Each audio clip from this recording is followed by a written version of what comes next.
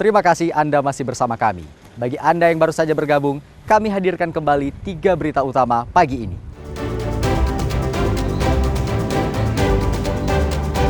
Kelangkaan LPG subsidi 3 kg yang dikeluhkan warga mendorong petugas Disperindak menggelar sidak ke sejumlah pangkalan.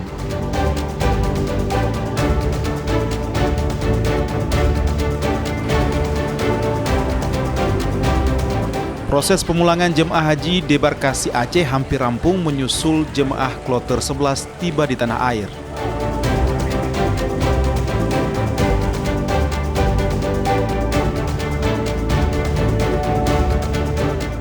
Alat musik tradisional Rapait terancam punah lantaran minimnya bahan dan perajin di Aceh.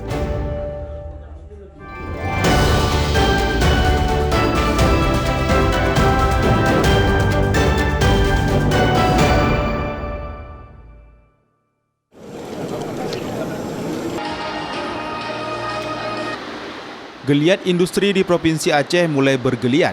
Sebuah pabrik karet dibangun dan diresmikan di Kecamatan Woila, Kabupaten Aceh Barat. Peresmian pabrik karet menjadi simbol kebangkitan industri karet di Serambi Mekah. Langkah ini sekaligus sebagai bukti kondusifnya iklim investasi di Provinsi Ujung Barat Sumatera ini. Pabrik karet milik PT Potensi Bumi Sakti diresmikan Gubernur Aceh pada Selasa 8 Juli 2025.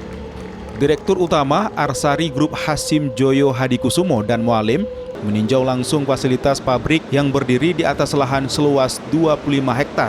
Pabrik ini diproyeksikan mampu mengolah hingga 100 ton karet kering per hari. Untuk masa depan Aceh, jadi lebih lagi banyak kita usahakan kita undang pengusaha-pengusaha, investor yang datang di dalam dan luar negeri supaya lebih nyaman dan aman datang ke Aceh. Dan bagaimana kita untuk meyakinkan mereka-mereka ini. Pabrik karet merupakan langkah konkret dalam menekan angka pengangguran di daerah. Ia juga menyampaikan penghargaan atas komitmen investasi grup Arsari yang telah merintis pembangunan pabrik karet sejak 2013 lalu. Rencana ekspansi kami adalah, ini kita mulai dulu ya, minggu ini, hari ini kita mulai sudah datangkan bahan baku karet basah, dan kita nanti akan menghasilkan 2.500 ton karet kering setiap bulan, insya Allah. Dan kalau memang sudah memungkinkan, kalau sudah ada stok cadangan dan bahan baku itu cukup, kita nanti akan ekspansi. Kita akan pasang line kedua ya, untuk nanti bisa diperganda dari 2.500 ton per bulan jadi 5.000 ton per bulan. Pabrik karet ini diproyeksikan menghasilkan 2.500 ton karet kering setiap bulan.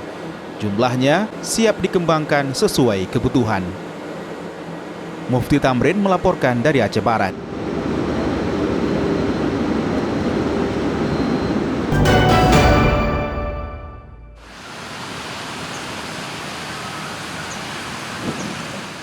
Polemik pengelolaan tanah lapangan Blang Padang, Kota Banda Aceh belum berakhir.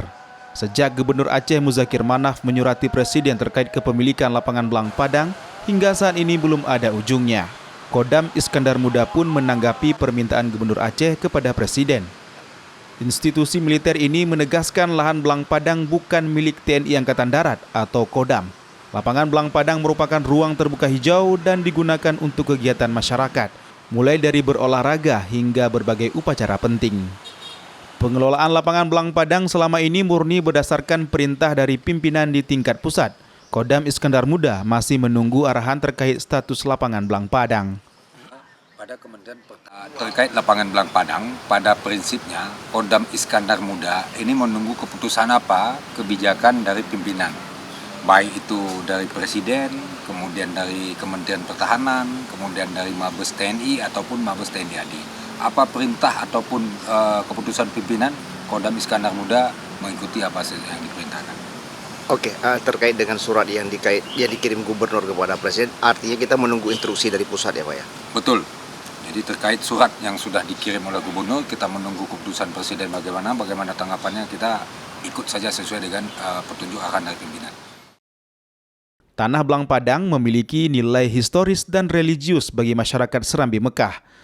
Tanah tersebut merupakan tanah wakaf yang dihibahkan oleh Sultan Aceh masa lalu untuk kemaslahatan umat dan kemajuan Masjid Raya Baitur Rahman, Banda Aceh. Tim Liputan melaporkan dari Banda Aceh.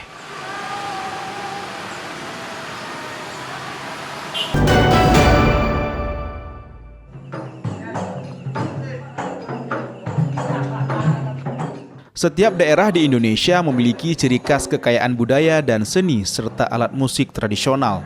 Provinsi dikenal sebagai alat musik rapai, sejenis alat musik tabuh berbahan kulit.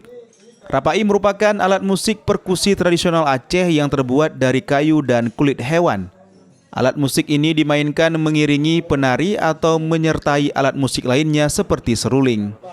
Rapai mirip dengan beduk, cuma dirancang lebih kecil dan rangkanya pendek. Rancangannya juga mirip, yakni berbahan kulit hewan dan rangka kayu bulat yang diberi lubang. Perajian rapai masih tersisa di beberapa tempat, termasuk di Aceh Selatan. Sebuah sentra alat musik tradisional di Gampung Luk Bengkuang Timur, Kecamatan Tapak Tuan, menjadi tempat pelaku seni memesan rapai. Menariknya kalau memang di sini tuh, ini kita bicara kualitasnya emang bagus ya, dari segi suara, kemudian dari segi suara, kemudian stabil, kemudian tampilannya juga menarik, tidak terlalu licin juga. Kemudian kita juga berkaitan dengan harganya juga terjangkau gitu, terjangkau sehingga kita bisa kita gunakan lah untuk kawan-kawan kesenian di Banda Aceh dan sekitarnya lah yang menggunakan rapai juga. Saya pikir ini salah satu produk yang bagus. Setiap satu rapai ukuran kecil Rp500.000, sedangkan rapai berukuran besar harganya sampai Rp750.000 per buah. Lamanya saya bilang lebih kurang ada 11 atau 15 tahun kira-kira begitu lah. Kalau menjadi pengendara rapai dulu secara manual kita buat, tapi sekarang ini sudah memakai dinamo lebih efisien. Oh, dia bervariasi nih. Dia satu set itu, kalau satu set yang kecil ini nih, itu satu bijinya 500. Kalau yang besar ini 750.000. Berarti kalau kita per set kalikanlah seberapa? Sekarang ini masih ada, saya bilang gitu kan, kesenian-kesenian baru. Tapi untuk kami tidak bisa menyiapkan bahannya, karena bahannya ini harus kayu-kayu yang berkualitas, seperti pohon nangka. Kalau untuk yang namanya peminat memang cukup banyak sekarang ini, tetapi kita terkendala dari bahannya. Selama ini pemesanan rapai masih banyak, namun perajin kewalahan karena masih sulit mendapatkan bahan baku, terutama kulit kambing. Alat musik rapai sering digunakan pada tari rapai geleng, saman, serta pada gabungan musik tradisional dengan modern. Main Munzir melaporkan dari Aceh Selatan.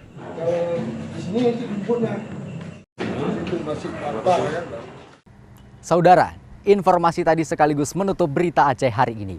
Saya Akbar Hazana beserta tim redaksi yang bertugas mengucapkan terima kasih. Sampai jumpa. Wassalamualaikum warahmatullahi wabarakatuh.